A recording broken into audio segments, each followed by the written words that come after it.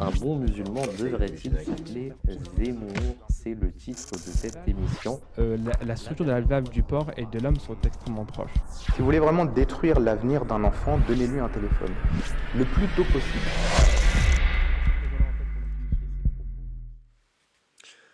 Assalamu alaikum, bonsoir et bienvenue dans cette nouvelle émission avec ce titre. Le prophète de l'islam était-il victime d'hallucinations? Ça va être la suite de notre vidéo qu'on avait déjà commencé la semaine passée sur la vie du prophète de l'islam, sallallahu alayhi wa sallam.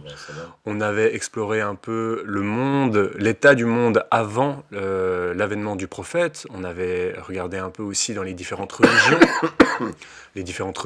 quelles étaient aussi les attentes, quelles étaient les prophéties qui en parlaient et pourquoi est-ce qu'on avait pour l'instant que des religions qui étaient régionales, on va dire.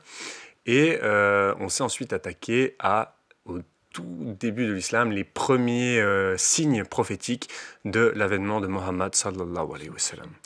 Donc aujourd'hui, avec ce titre, on va avancer et parler de la révélation qui a été faite en islam avec mes deux confrères et intervenants, Monsieur Omar Ahmed, assalamu alaikum. Wa alaikum salam wa rahmatullah. Et Mourabi Irfan, assalamu alaikum. Wa alaikum salam wa rahmatullah. Est-ce que vous allez bien? Alhamdulillah. Alhamdulillah. Mashallah. On va tout de suite commencer donc un peu où est-ce qu'on s'en était arrêté la dernière fois. Comment était vu le prophète sallallahu alayhi wa sallam avant le fait qu'il dise qu'il est un prophète. Donc il a jusqu'à ses 40 ans. Comment est-ce qu'il était perçu à la Mecque par ses contemporains? Qu'est-ce qu'ils pensaient de lui et qu'est-ce qu'ils disaient de lui?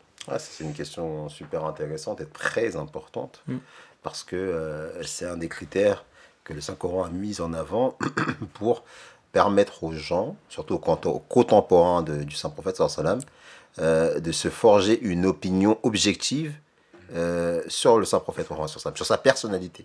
C'est un verset qui dit où Allah il fait dire au Saint-Prophète sallallahu alayhi wa sallam, ne m'avez-vous pas vu dans mon attitude tout au long de ma vie, avant ma révélation, avant que je dise que je reçoive la révélation divine?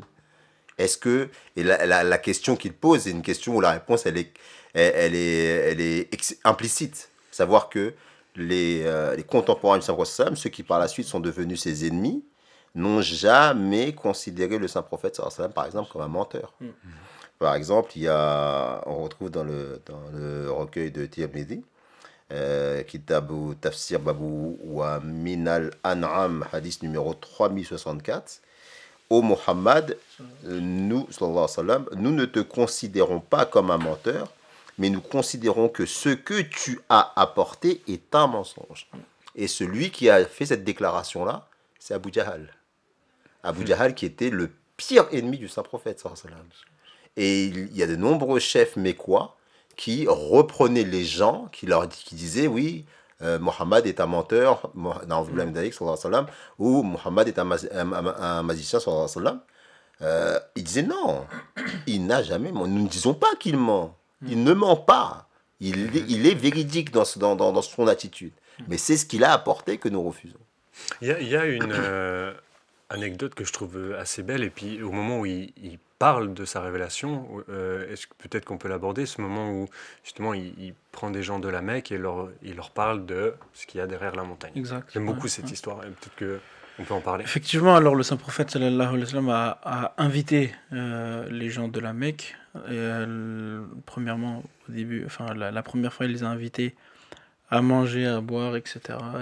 Et ensuite, il leur a apporté le message et il leur a dit: si je vous disais qu'il y a une armée qui se dresse prêt à vous attaquer derrière cette colline, est-ce que vous me croirez?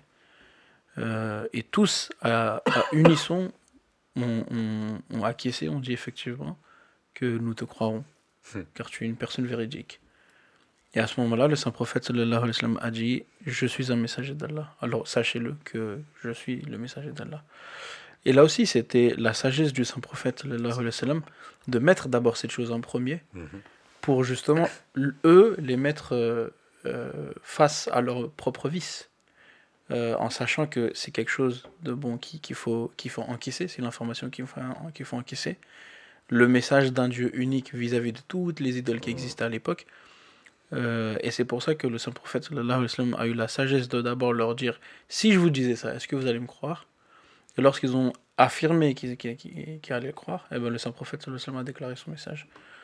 Et c'est exactement Et même en tant que témoignage pour nous, c'est quand même incroyable parce qu'il il nous dit que tout le monde à l'unisson a dit oui, oui. Ouais. on te croit. Et ça va exactement dans le verset que vous avez dit tout à l'heure, donc qui est laqad labithtu fikum umran min qablihi, donc avant que je me proclame prophète, j'étais parmi vous, j'habitais, je vivais parmi vous, j'ai vécu une vie parmi vous avant que je me suis proclamé prophète. Afala ta'qilun, est-ce que vous n'allez pas réfléchir? Ne réfléchissez-vous donc pas? Est-ce que vous n'allez pas utiliser votre intellect pour prendre cette vie antérieure de ma déclaration prophétique comme étant une source, une preuve de ma véracité?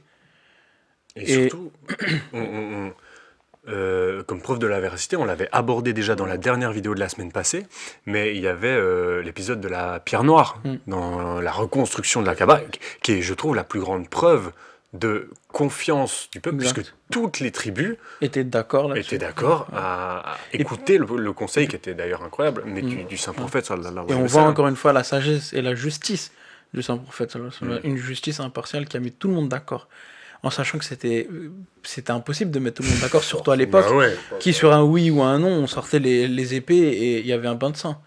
Donc même ça, c'est un miracle de mettre tout le monde d'accord sur une chose. Ouais. Même ça, c'est une chose qui, quand on réfléchit bien, eh ben, elle parle de soi. Il y a un homme qui donne une décision, qui dit, même pas une décision, qui dit, bon ben voilà, je vous propose ça. Tout le monde est d'accord. Alors on vit dans une ère, dans une époque où la justice n'existe pas, où les valeurs qu'on a aujourd'hui n'existent pas. Les gens ne respectaient pas ces choses-là. C'était la loi du plus fort, c'était la jungle. Surtout les tribus Koraïch, même entre elles, pourtant c'était la tribu Koraïch était la tribu par excellence, l'élite de l'Arabie. Mais même entre elles, il y avait des rivalités. Et même malgré ces rivalités, il faut vous le rappeler, cet épisode de la pierre noire, ils étaient sur le point d'en venir aux mains et de faire une guerre comme ils avaient l'habitude d'en faire, qui n'en finissaient pas. Ouais. Et c'est un des membres de la tribu, un des membres qui était parmi les rivaux quand même, et ils lui ont donné cet honneur de pouvoir porter cette pierre et la mettre dans son emplacement. Ça, c'est là où on voit vraiment, c'est frappant, c'est miraculeux, parce qu'ils ont reconnu que le seul qui pouvait faire justice, c'était lui. Ouais. Le seul qui était suffisamment honorable. Ouais. Pourtant, l'honneur, c'est quelque chose que tout le monde recherchait. Ouais. Tout le monde recherchait. Avant qu'il vienne, tous disaient non, c'est moi, non, c'est moi, non, c'est moi. Non, et là, qui le saint prophète Mohammed sallallahu alayhi wa sallam. Il n'était pas prophète. Il dit oui, toi, on peut te faire confiance. Ouais. Toi, on sait que c'est pas pour l'honneur que tu vas le faire. Toi, on sait que c'est pour ton impartialité, que tu le fais pour mettre tout le monde d'accord. Comment est-ce qu'il l'appelle déjà? Al-Amin. Al-Amin, As-Soudouk aussi. Ouais, As-Siddiq, Al-Amin. Et donc, à part qui veut dire la personne qui dit toujours la vérité, c'est-à-dire le véridique. Le véridique, et Al-Amin, celui à qui on peut faire confiance. Et justement, en parlant de confiance, il y avait des personnes qui venaient voir le saint prophète sallallahu alayhi wa sallam et leur donnaient en fiducie leur or ou leur argent ou les choses précieuses qu'ils avaient, et en sachant très bien que le saint prophète sallallahu alayhi wa sallam, en temps voulu, leur rendra cette chose-là. Donc même ces événements parlent du fait que le saint prophète sallallahu alayhi wa sallam était une personne qui était complètement impartiale et juste et honorable, et les gens lui faisaient confiance à un tel degré que les gens leur faisaient confiance avec l'argent. Donc l'argent, c'est toujours ce qu'il y a de vraiment plus cher. Ce que je trouve assez fou, donc on voit que même les ennemis de l'islam, avant la déclaration, étaient totalement d'accord sur le fait que c'était quelqu'un de véridique, de confiant, et sur des épisodes importants, ils lui ont fait confiance. Et ça, c'est vraiment important, ce point-là, avant de rentrer dans la révélation, parce que ça nous indique une chose qui est claire, c'est celui qui n'a jamais menti auprès des hommes. Et s'il ne ment pas pour des choses terrestres, pourquoi est-ce qu'il mentirait pour Dieu? Exactement. Mais je voudrais qu'on aborde un autre sujet dans la vie du prophète, sallallahu alayhi wa sallam, qui est aussi arrivé avant la révélation, c'est le mariage avec Khadija. Donc, je crois qu'il avait 25 ans à l'époque. C'est ça. C'est ça. Comme Et vous, à peu près, je crois. à peu près, ouais. À peu près. Et comment ça s'est passé? Est-ce qu'on peut vite fait aborder ça et montrer aussi à quel point c'était un exemple, même dans cet événement qu'est le mariage, et aussi, je sais pas, est-ce que vous voulez commencer, Monsieur Omar? Ok. Allez-y. Là où c'est vraiment exemplaire ce mariage, c'est que le saint prophète sallallahu alayhi wa sallam montre qu'il était vraiment digne de l'office auquel Allah l'appelait, subhanahu wa ta'ala. Parce que avant même la révélation, ces traits de caractère parlaient d'eux-mêmes. Et le mariage, c'est vraiment le carbone test, hein, le test carbone de l'intégrité d'un personnage. Le saint prophète sallallahu alayhi wa sallam, à 25 ans, il marie une riche héritière, une riche commerçante. Il faut savoir que cette femme, elle était convoitée par tous les riches chefs mécois. Tous la convoitaient. Elle avait même hérité d'un surnom, c'était Tahiratul Kubra, je crois. Ça veut dire la grande pure, celle qui avait une pureté exceptionnelle. Et donc tous la convoitaient pour leur qualité. Mais le saint prophète Mohammed Rasulullah sallallahu alayhi wa sallam, c'est elle que Khadija convoitait. C'était pas le contraire. C'est elle qui lui a demandé. C'est elle qui lui a demandé. Pourquoi? Après avoir vu ses qualités dans la gestion de son commerce. Elle a demandé sa main en mariage.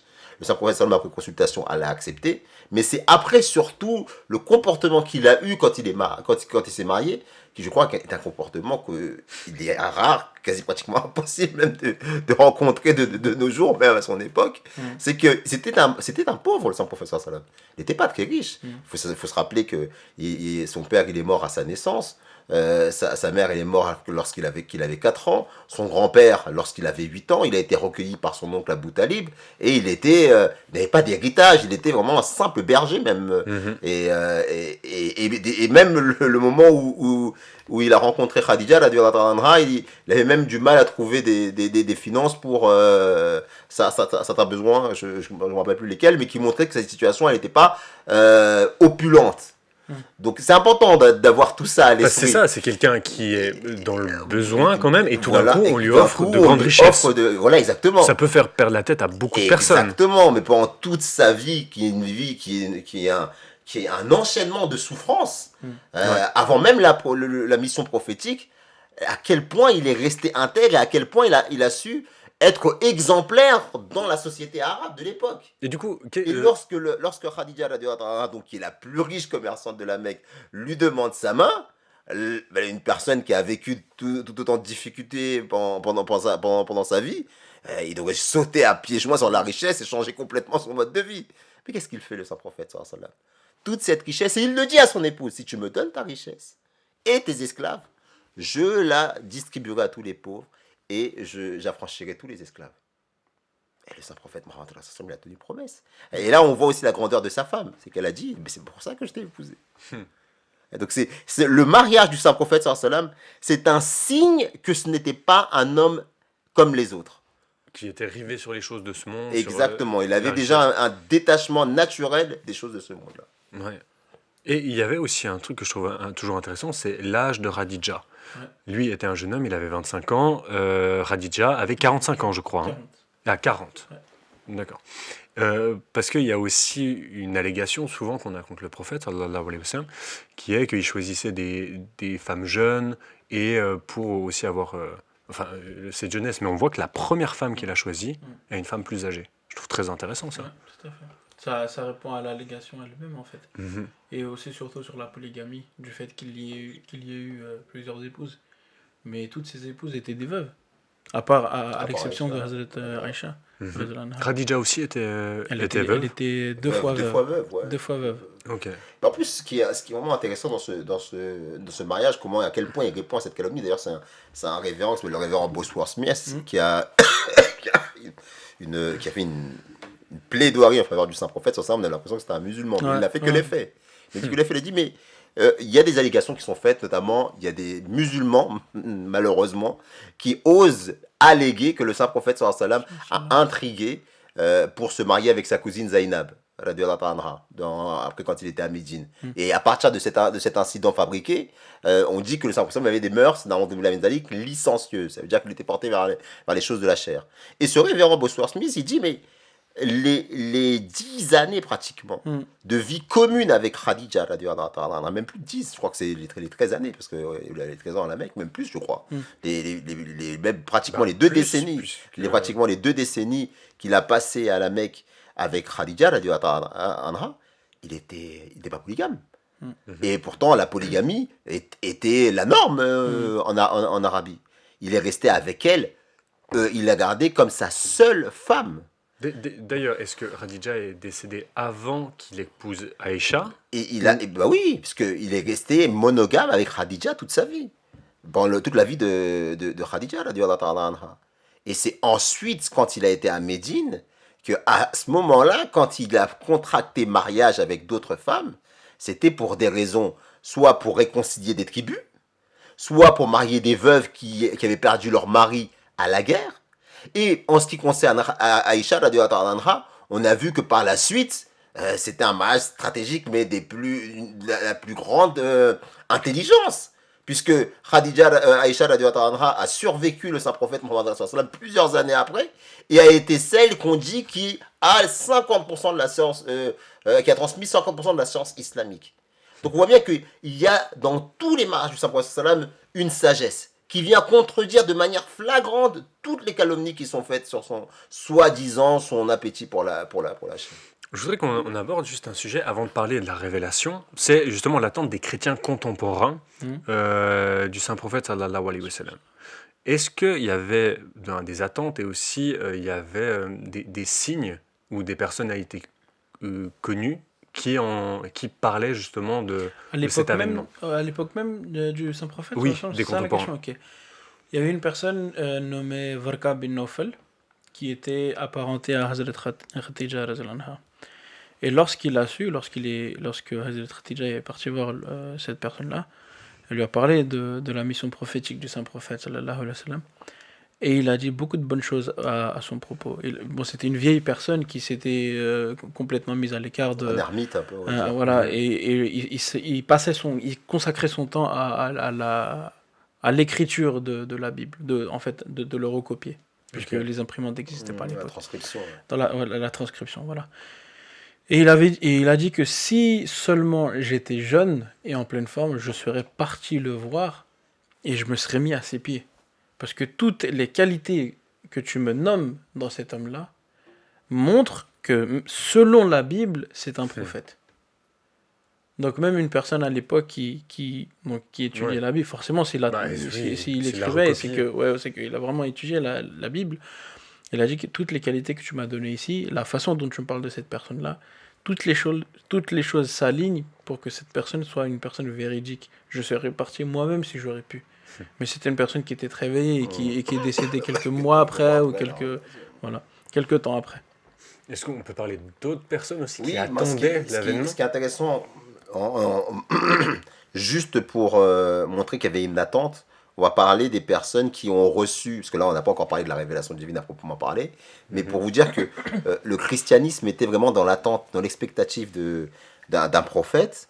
Je vais d'abord citer ce qui est contenu dans Jean 1, 25, où on voit bien que les enfants d'Israël, et par la suite les chrétiens, attendaient 3 personnalités du monde spirituel. Et dans Jean 1, 25, je vais relater une discussion qu'il y a eu entre Jean-Baptiste et ses contemporains. Ils lui demandèrent, quoi donc, es-tu Élie? Et il dit, je ne le suis point. Ensuite, ils lui demandèrent, es-tu le prophète? Et il répondit, non. Après quoi, ils dirent, pourquoi donc baptises-tu si tu n'es pas le Christ, ni Élie, ni le prophète? Ça montre qu'il y avait 3 personnalités qui étaient attendues. Élie, par la suite, ils ont compris que c'était bien Jean-Baptiste. Le Christ, Jésus, fils de Marie, mais le prophète, qui était ce prophète? Et la réponse, si un musulman vous la donne, vous pouvez dire, voilà, c'est biaisé. Mais quand vous analysez l'histoire, surtout de la période de la déclaration de la mission prophétique, on se rend compte que les monarques chrétiens il faut se rappeler qu'ils étaient sous la doctrine de la filiation divine, de la Trinité, eh bien ces monarques-là, dès qu'un un prophète arabe viendrait pour leur annoncer un message qui redonnerait une dimension humaine à celui qu'ils considèrent comme un dieu, leur réaction devrait être Le rejet. un rejet. Mais quelle a été la réaction des monarques qui avaient quand même une position, certes, ils n'étaient pas des autorités au sens théologique du terme, mais ils avaient une position symbolique de gardien Le roi était nommé par Dieu. Voilà, exactement. Et donc, selon le prisme chrétien. Maintenant, donc, il y a deux rois qu'il est intéressant d'avoir leur ressenti. C'est Héraclius et de Rome, donc de Byzance, on va dire, l'empire romain oriental, et le Négus d'Abyssinie, l'Éthiopie actuelle. Et là, je vais citer Héraclius. Lorsqu'on lui parle de la lettre, lorsqu'il s'enquiert auprès du Saint-Prophète, après que le Saint-Prophète lui ait envoyé un courrier pour lui dire qu'il était prophète de Dieu. Il appelle Abu Sufyan, qui était donc un ennemi de l'islam à cette époque-là, et il lui demande, il fait des investigations sur le Saint-Prophète. Donc c'est un long dialogue, je ne vais pas reprendre tout ici, mais ce qui est intéressant, c'est la partie pour laquelle il croit, il donne une légitimité justement à cette déclaration, cette revendication que fait le Saint-Prophète. Mais là, je le cite, il dit « Il me semble donc que sa revendication d'être un prophète est vraie. J'espérais à demi son apparition à notre époque, mais je ne savais pas que ce serait un arabe. Si ce que tu m'as dit est vrai, alors son influence et sa domination s'étendront certainement sur ces terres. » Il faut savoir que ces courtisans étaient en colère contre cette revendication, cette appréciation d'un message, et reconnaître la pertinence de la déclaration d'un prophète qui vient à l'encontre de la doctrine chrétienne. Donc il n'avait aucun intérêt à le dire, politique. Exactement. Si ce n'est une sincérité dans la manière dont lui il comprenait ces textes religieux. Et lorsque et c'est pas seulement Héraclius. Comme je vous l'ai dit, vous avez le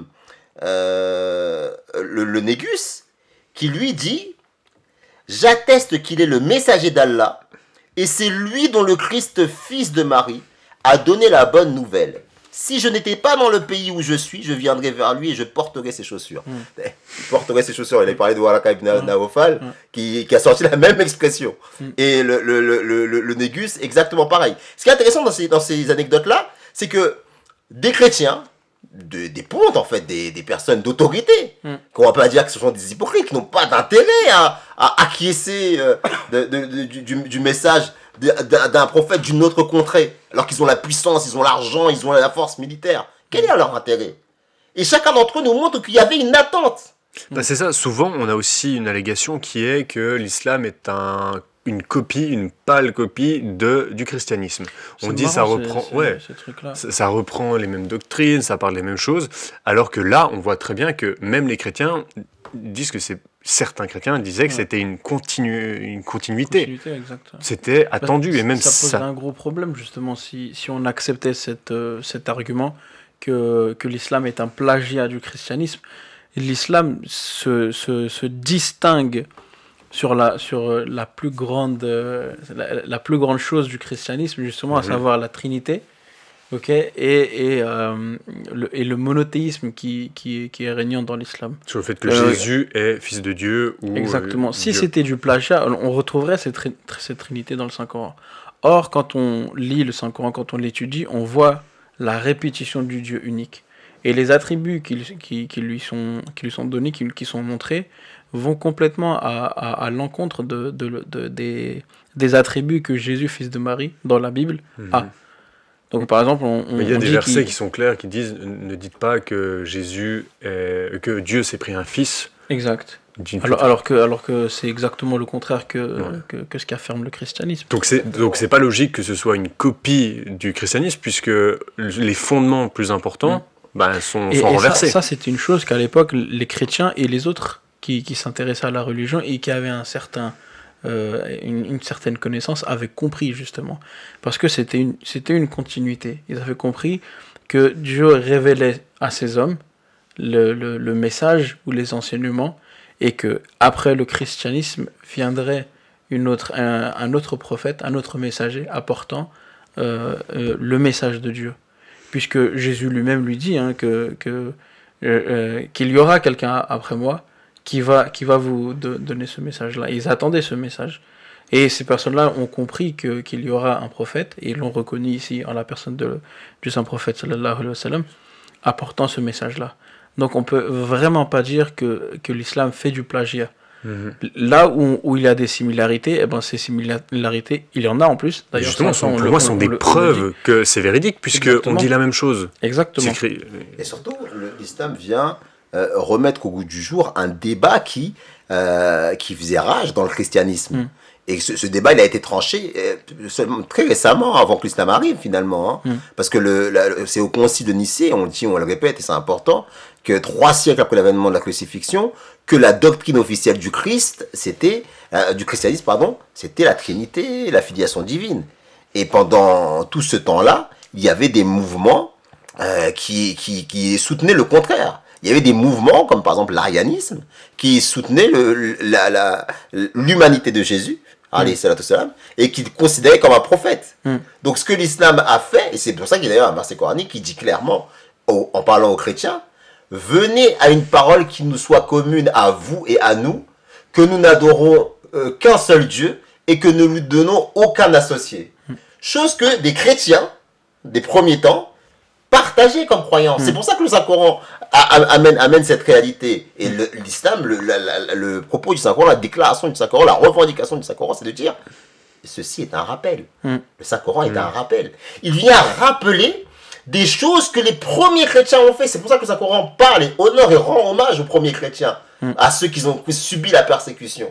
Et il dit que ces personnes-là, ces chrétiens-là, sont restés fermes et ont accepté la torture, accepté la persécution pour rester fermes dans leur croyance qu'il n'y avait qu'un seul Dieu.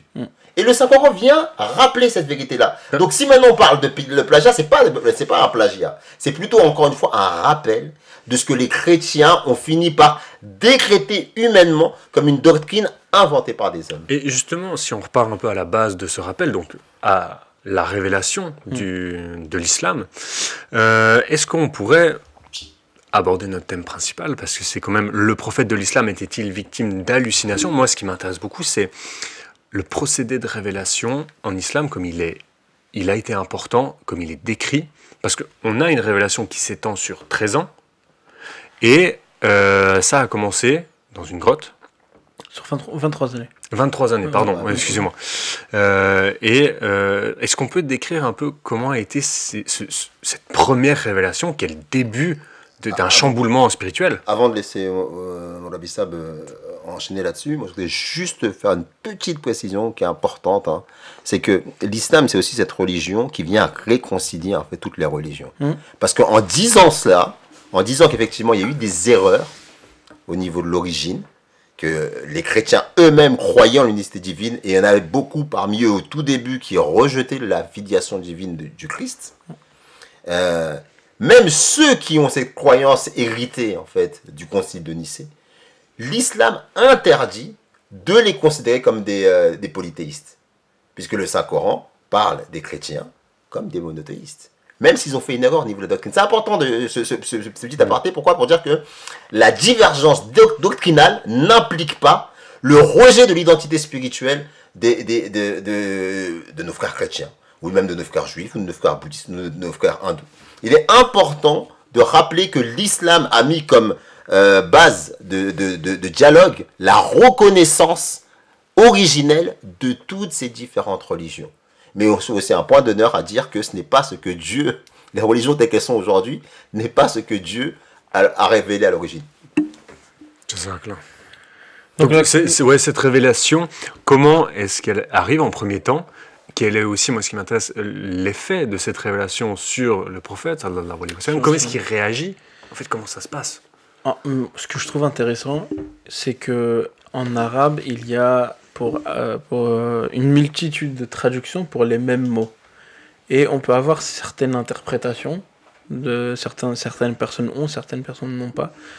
Donc, Le saint prophète sallallahu alayhi wa sallam avait l'habitude de se retirer et de partir à des montagnes ou des collines, donc notamment le mont Hira, pour prier ou pour méditer, ou pour... à l'époque, la prière n'était pas révélée au saint prophète sallallahu alayhi wa sallam, mais de contempler et de prier à sa manière, de méditer à sa manière sur lui-même, la création, Dieu, etc., le monde entier. Et le saint prophète sallallahu alayhi wa sallam implorait Dieu.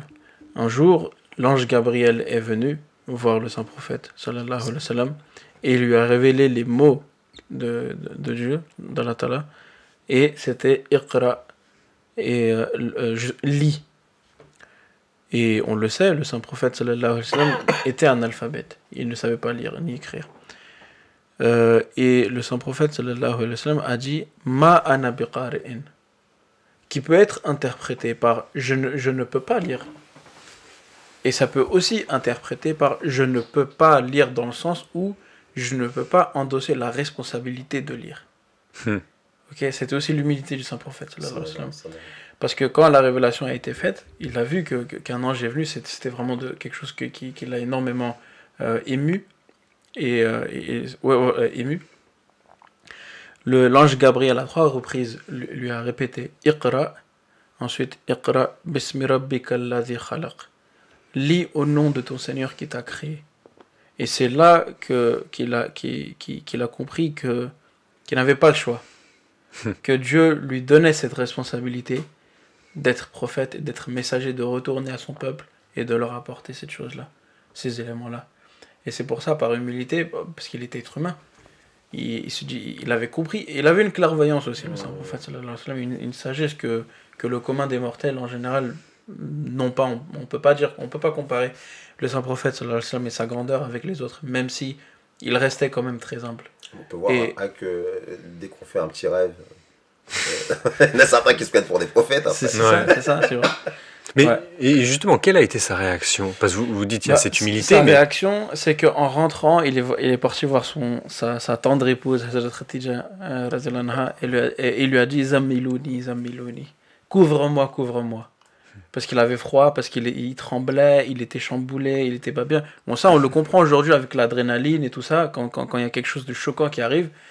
C'est normal d'avoir froid, voilà, ok. Donc c'est ce qui s'est passé avec le saint prophète sallallahu alayhi wa sallam. Surtout, moi, je trouve très intéressant qu'il ait, en première réaction, il ait eu pas peur, mais il y a cette incompréhension. Ouais. Et du coup aussi, il demande, enfin, il me semble qu'il disait à Khadija il croyait qu'il était fou ou alors quelque chose comme ça. Il y avait une certaine incompréhension dans le sens où forcément, dans ces moments-là, il y a énormément, en tant qu'être humain, il y a énormément de questions qu'on doit se poser. Je sais pas, je suis pas dans cette place, mais je peux imaginer qu'il a mille et une questions qui doivent se passer, plein de procédés qui doivent se passer dans l'esprit de l'homme. Et il a conversé avec sa femme, et sa femme l'a rassuré, il lui a dit, mais Dieu ne te fera jamais périr. Il ne te fera jamais périr. Et elle lui a même donné les raisons de pourquoi. Et elle lui a dit, tu es la personne qui soulève les pauvres, qui demande après eux, qui demande après les orphelins, les femmes, les veuves, les personnes qui n'ont aucun droit, les esclaves. Tu es la personne qui porte leur fardeau. Comment est-ce que ce serait possible que Dieu t'accompagne pas dans cette noble tâche? Et elle l'a rassuré. C'est quelque chose d'émouvant. Hein. Mais c'est sage, c'est tellement sage. Ça fait penser aussi à la réaction d'Abou Bakr Siddiq. Ça veut dire que le saint prophète sallallahu alayhi wa sallam, quand il a essayé après d'expliquer à Abou Bakr qui était en voyage et qui revient, qui disent ton ami il est devenu fou, il dit qu'il est devenu prophète et tout, et Abou Bakr quand il va le voir, le saint prophète sallallahu alayhi wa sallam, il veut essayer de lui expliquer, de lui donner le contexte, et Abou Bakr il lui refuse catégoriquement d'entendre quoi que... Il dit non, je veux pas, je veux juste savoir, est-ce que tu as dit que tu es prophète ou pas? Et le saint prophète sallallahu alayhi wa sallam, après l'assistance de son ami, il dit sache qu'Allah il m'a envoyé comme son prophète. Il a dit j'atteste que tu es le messager d'Allah. Tout de suite, sans chercher à en savoir plus. Parce que lui, justement, on en parlait tout à l'heure, en début d'émission, lui, il l'avait connu avant sa vie prophétique. Ouais. Et il a vu de près que cette personne est une personne honorable. Et c'est une personne véridique. c'est une personne qui n'a jamais fauté devant lui. Comment est-ce que c'est possible de voir qu'une personne n'a jamais dupé qui que ce soit dans ce monde-là et qu'au nom du Dieu créateur, Dieu prend le monde entier pour ça? C'est incroyable de cet écart, il est trop grand. On peut pas dire, on peut pas accepter une chose pareille. Je voudrais aussi revenir juste un peu sur quelque chose que je n'entends pas souvent, mais comment est-ce que la révélation arrivait au prophète sallallahu alayhi wa sallam? Comment? Parce qu'il me semble qu'on a des hadiths où à chaque fois ça parlait que c'était quand même soit assez pénible, qu'il y avait quand même un procédé physique où il transpirait, je crois pas qu'il tombait dans les pommes, mais à chaque fois il y avait quelque chose de très éprouvant. Ouais, c'était très éprouvant jusqu'à que Hazrat Aisha dise que même pendant l'hiver où il faisait très froid, je le voyais après la révélation, je le voyais suer du front. Et il était rempli de sueur. Donc c'était quelque chose de très éprouvant physiquement. Justement, et souvent on se dit, moi je voudrais aussi avoir de la révélation et tout, mais c'était une charge qui était en fait gigantesque. Ouais. Et À vous, hein, pas moi. pas vous. Non mais j'imagine, on se dit Là, vous vous débrouillez tout seul. c'est vrai. Non mais c'était une charge aussi, et puis qui s'est étendue de nouveau sur 23 années. Donc, Et avant de passer ça, parce que je sais que je vais oublier, il y a aussi le fait que, on parlait des hallucinations, il y a toujours un élément chaotique dans les hallucinations.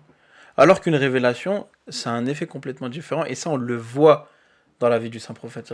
On voit la révolution qu'il a amenée. Avant sa mort, il a changé l'Arabie. et la logique aussi entre les révélations. Exactement, Il y a c'était une cohérent, c'était systématique, il y avait pas de choses bizarres.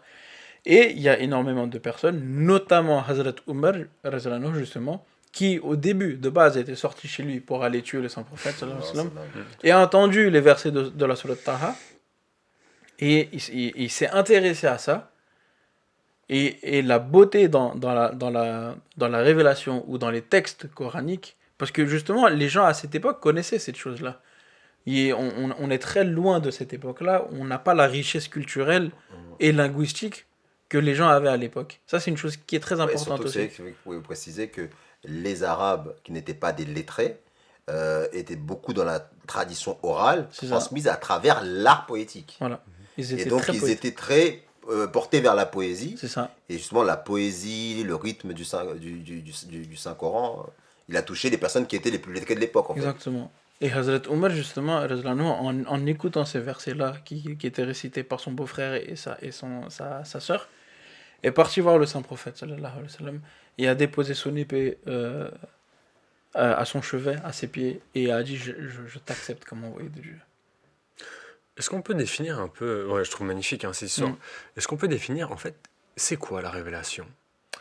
Ce serait vraiment dur de définir la révélation, mais la révélation serait une communication, je pense, au duo de ma petitesse, la communication du Seigneur à travers les anges ou d'autres moyens. Donc il y a aussi les rêves et les visions, qui est le 46e du prophète, ça on le retrouve dans les hadiths. Les rêves véridiques. Exactement. Les rêves véridiques constituent la 46e partie du prophète. Okay. Et ça aussi c'est marrant parce que ça déconstruit le Khatm Nubuwwat. Bon, ça c'est un tout autre thème, je ne veux pas rentrer dedans, je ne veux pas m'aventurer sinon. Petite pique. Ouais, voilà, une petite dédicace glissée voilà, comme ça. On reviendra dessus. Ouais, Inch'Allah, parce que sinon on est là jusqu'à minuit. Et donc, il y a. Mais du coup, c'est en tout cas des paroles de Dieu qui sont transmises à un humain. À un humain. Et le truc, c'est que Dieu est le Dieu créateur, le Dieu clément, le Dieu miséricordieux, le Dieu gracieux. Quand on prend ces attributs en compte, on ne peut pas dire que Dieu révèle uniquement à ses prophètes. Okay? Dieu est capable de révéler à des personnes qui sont athées, qui n'ont rien à voir avec la religion. Dieu est capable de révéler aux gens qui s'opposent à la religion. Okay? Et ça se fait aussi à travers d'autres procédés. Comme le rêve, etc. Comme le rêve, ou la vision même. Donc il y a une personne, je crois que c'était Abu Jahl qui était parti voir justement le saint prophète sallallahu alayhi wa sallam, parce qu'il devait rendre quelque chose, où il y avait avec une tierce personne, Et la tierce personne lui a demandé, mais attends, mais avant de partir, tu m'avais dit que tu vas faire ça, ça, ça, ça, et t'as fait profil bas et t'es revenu. Qu'est-ce qui s'est passé? Il avait une incompréhension. Et l'opposant, à ce moment-là, a dit, c'est vrai, j'avais l'intention de mal le traiter, mais j'ai vu qu'il avait à sa droite et à sa gauche des chameaux enragés qui étaient prêts à me dévorer. Et j'ai pas pu dire un mot. J'ai pas pu dire quoi que ce soit. C'était un témoignage qui était d'une personne qui était contre le saint prophète, qui lui-même a témoigné. Il y a d'autres personnes qui étaient en la compagnie du saint prophète, qui ont vu venir l'ange Gabriel et ont participé à cette... Mais ça, du coup, c'est compté dans la révélation? C'est compté dans la révélation. Il En y fait, a aussi les rêves véridiques qui sont aussi des révélations. Des fois, on entend des sons. Des fois, on voit des choses. Et on peut pas embouteiller la révélation et dire voilà, c'est ça, et ça peut pas être autre chose. Je trouve que très ça. intéressant le mot révélation. Parce que je sais pas comment il est en arabe, mais en français, révélation, c'est quelque chose qui est caché et qu'on révèle. C'est ça. Comme si on enlevait un voile devant. Je trouve très intéressant ce mot. En fait, ce qu'il faut bien comprendre, c'est que là où nos frères se font quelque part fausse route, c'est qu'ils cantonnent la révélation à la législation coranique. Exactement. Alors que la révélation, c'est la communication de Dieu aux hommes.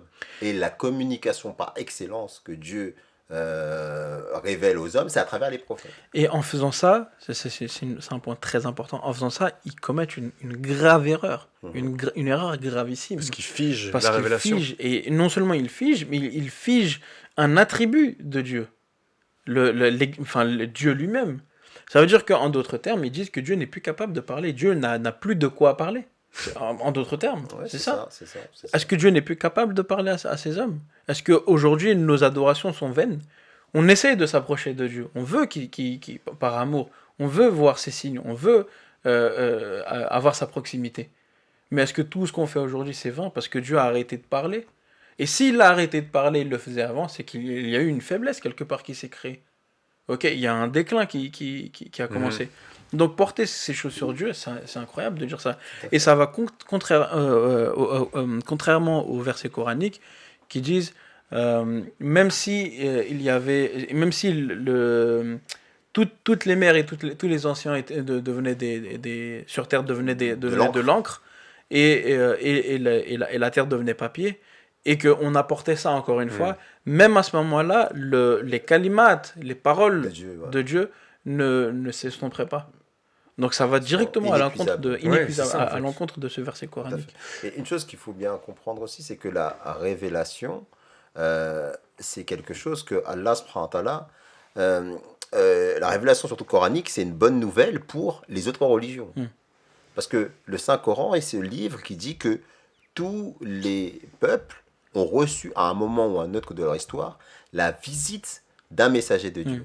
La preuve de cela, c'est que ces personnes qui sont considérées par certains avec le temps comme des sages, ou des maîtres, ou des philosophes, je parle ici de Confucius, je parle même de Socrate, je parle de Bouddha, tous ces personnages-là, selon la perspective islamique, sont des hommes saints, des prophètes même. Pourquoi? Parce qu'ils ont laissé un impact tel au niveau de l'influence morale et même spirituelle chez leur peuple.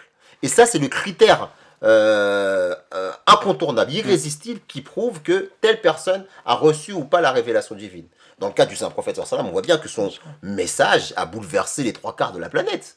Le message de l'islam, qu'on l'aime ou qu'on ne l'aime pas, personne ne pourra dire que les musulmans ne sont pas sincères dans leur pratique et dans leur révérence qu'ils ont du prophète d'Allah, Muhammad Rasulullah sallallahu alayhi wa sallam. Et en ce sens-là, il s'inscrit dans la continuité de tous les autres personnalités religieuses ou pas, ou que leurs contemporains, qu'on considère, les gens de notre époque ne considèrent pas plus comme religieuses, mais que l'islam vient dire que non. Ces personnes-là, à la base, à l'origine, de par l'impact qu'ils ont eu de leur société, ont été guidés certainement par la révélation divine.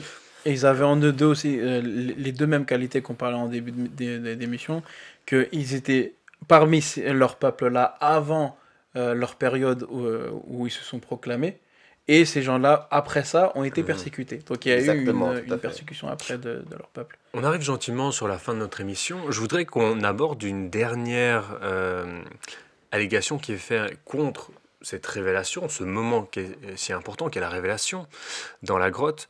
On dit que la révélation pourrait provenir non pas d'un archange, mais d'un démon. Est-ce que quels sont les éléments de réponse qu'on peut apporter? Comment est-ce qu'on peut en fait analyser la chose? Vous savez, le mal produit du mal. Et là, maintenant, on va s'arrêter uniquement à la période de vie du saint prophète Mohammed sallallahu alayhi wa sallam. Parce que ce qu'il faut bien comprendre, c'est que par rapport à cette question-là, c'est intéressant de revenir sur un critère qu'on a l'habitude d'élaborer dans nos émissions, c'est de dire que la véritable période, le véritable âge d'or de l'islam, c'est l'époque du saint prophète sallallahu alayhi wa sallam et de ses 4 califes. Et l'impact de la révélation coranique, de la révélation divine, ne peut être jaugé, apprécié qu'en analysant cette période. Et quand on analyse cette période, qu'est-ce qu'on voit? On voit qu'une personne est née dans une société tribale, une société où la guerre était la norme, une société sans structure étatique, une société qui vivait pratiquement dans l'anarchie. Dans l'anarchie, ouais. Une société qui était considérée aux yeux du monde environnant et connue comme une société bestiale, d'illettrés. On les appelait les illettrés. Et le saint prophète Mohammed sallallahu alayhi wa sallam, il a fait une déclaration. Il n'y a d'autre Dieu que Dieu, et j'ai été envoyé par ce Dieu comme votre messager pour votre réforme. Et pas seulement votre réforme, la réforme de l'humanité tout entière. Mais maintenant, analysons l'impact que cette déclaration a eu sur cette terre. Et du vivant même. Et du vivant de cet homme-là.